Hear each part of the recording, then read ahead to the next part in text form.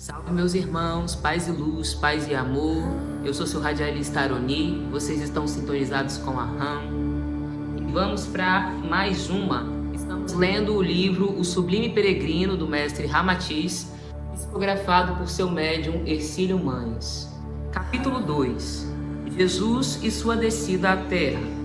Pergunta: essas providências para a encarnação de Jesus foram previstas muito tempo antes de ele descer à Terra? Ramatiz: em verdade, a manifestação de Jesus no vosso orbe se efetuou de acordo com um plano minucioso delineado antecipadamente pela engenharia sideral, no qual foram previstas as principais etapas de sua descida e as decorrências de sua vida física, no tocante à arregimentação de seus apóstolos e outros discípulos. Tudo foi estudado para se realizar no tempo psicológico exato, visando ao melhor aproveitamento espiritual da estada do Mestre junto à humanidade terrena.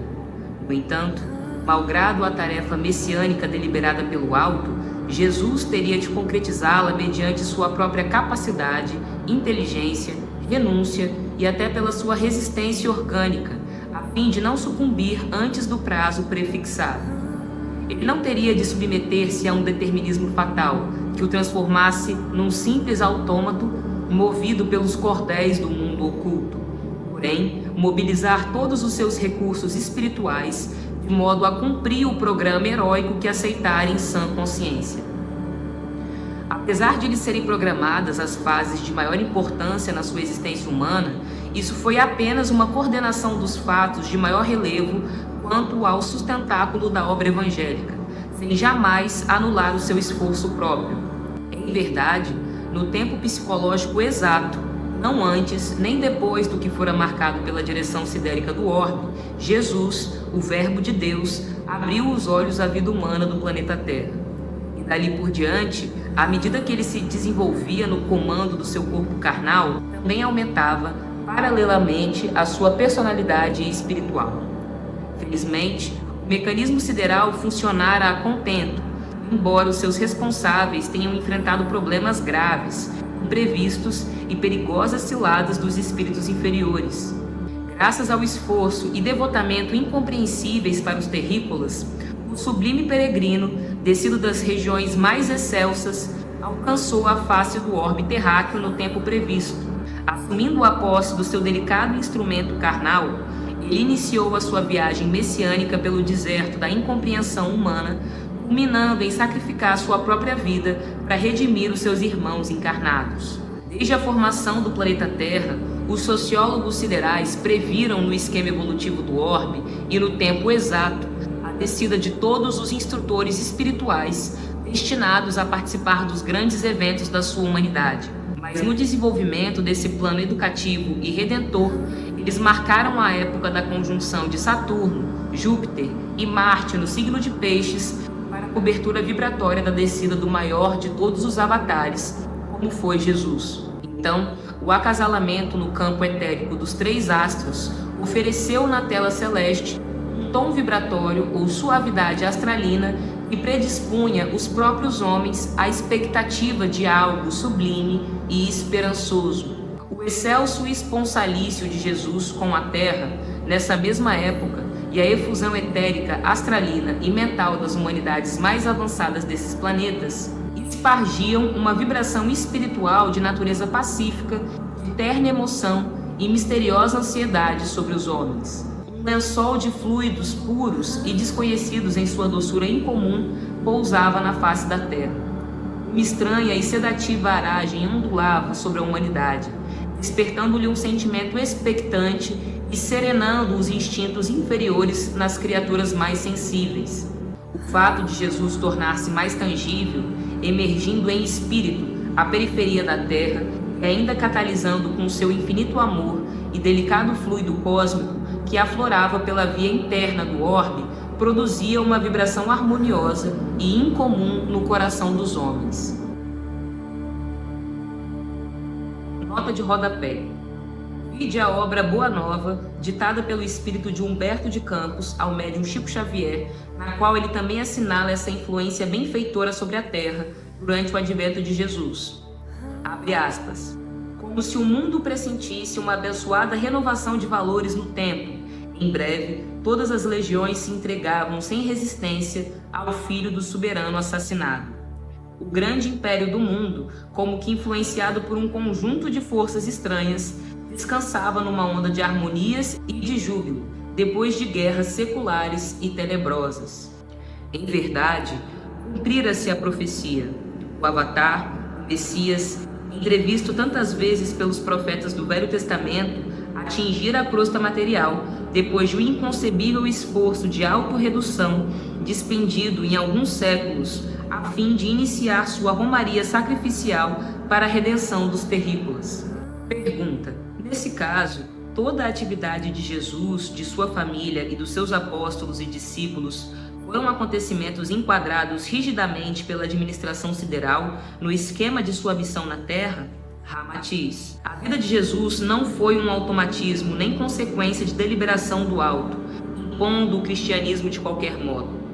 Mas os acontecimentos principais foram esquematizados dentro de um plano de sucesso espiritual em que não fosse tolhida a vontade, o pensamento e o sentimento de todos os seus participantes encarnados ou desencarnados, espíritos eleitos, escolhidos e convidados a participarem desse programa messiânico de benefício coletivo, sob a égide do Messias, mas nenhum deles foi cerceado no seu livre-arbítrio.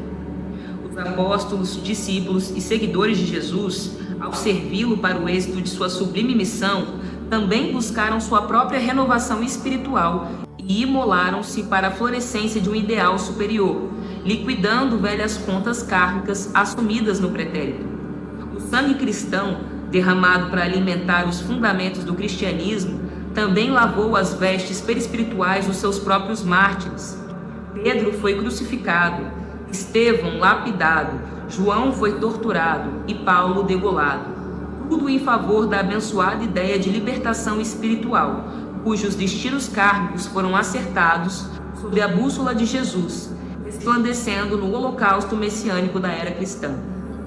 No entanto, Jesus, o aluno menos necessitado do banco escolar terreno, foi justamente o mais sacrificado, pois ele descera à matéria, esperançado de melhorar o padrão espiritual dos seus queridos pupilos.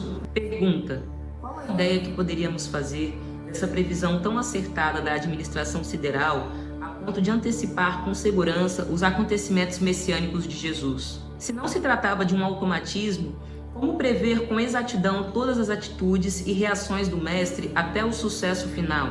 Ramatiz: assim como podeis prever que geniais pintores ou músicos hão de produzir pintura e composições musicais incomuns, pois isso é próprio de sua natureza excepcional, obviamente os planejadores siderais também podiam confiar no sucesso da missão de Jesus, em face do seu elevado padrão espiritual angélico, inacessível a qualquer deformação.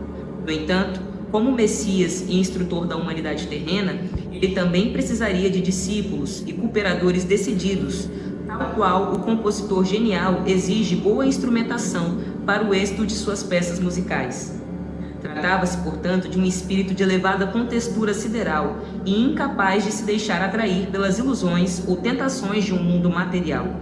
O alto não opunha qualquer dúvida a respeito da tarefa messiânica de Jesus, conhecendo-lhe o inesgotável amor em favor dos homens e a capacidade de renúncia diante de qualquer sacrifício e da própria morte. Daí a escolha para sua obra dos tipos psicológicos que o cercaram durante sua romagem terrena, e no momento oportuno também deram-lhe os melhores testemunhos de fidelidade e abnegação em favor da mensagem sublime do Evangelho. Eram pescadores, campônios, publicanos, criaturas bastante rudes e até impossibilitadas de compreender o alcance de sua participação na obra de Jesus, mas abdicaram dos seus bens e da própria família, a fim de sustentar-lhe a pregação messiânica. Sem dúvida, os intelectuais da época jamais se arriscariam ao ridículo de admitirem ou divulgarem as noções tão singelas e utópicas do cristianismo nascente, e que num ambiente fanático e de cobiças e ódios, pregava o amor, a bondade e a renúncia entre escravos e senhores, ricos e pobres, santos e prostitutas, cultos e analfabetos. Mas tudo isso foi possível, pois acima da rudeza de homens tão simples e pobres como foram os apóstolos, prevaleceu-lhes a força extraordinária de uma fé incomum e a sinceridade pura, criando a seiva indestrutível para adubar e fazer crescer a árvore do Evangelho na gleba terrena. A atividade de Jesus foi prevista com segurança e êxito no mundo físico e sem quaisquer preocupações antecipadas dos mestres siderais, porque o seu padrão angélico era garantia suficiente para profetizar a sua verdadeira conduta no testemunho sacrificial da cruz. Eles não iam mandar alguém que não fosse 100% apto de realizar uma missão desse tamanho. Eles mandaram alguém que estava muito acima de qualquer corrupção moral, qualquer corrupção espiritual, material. Eles mandaram realmente um ser que olha para a gente aqui, olha para as coisas que a gente dissemina aqui e acha ignorância. Ele não pode se apegar por nada do que a gente prega aqui, porque ele tem uma perspectiva muito mais avançada, panorâmica, cósmica, de todo o enredo. Mandaram Jesus porque ele era um incorruptível. Eles nunca mandariam alguém com um padrão vibratório parecido com o nosso, né? Porque senão, na primeira tentação, o nego cai e aí a missão, né, não é realizada. É isso, meus irmãos, por hoje é só. Eu sou seu radialista Aroni, vocês estão sintonizados com a Rádio Andrômeda, na Marie Câmbio Desligo.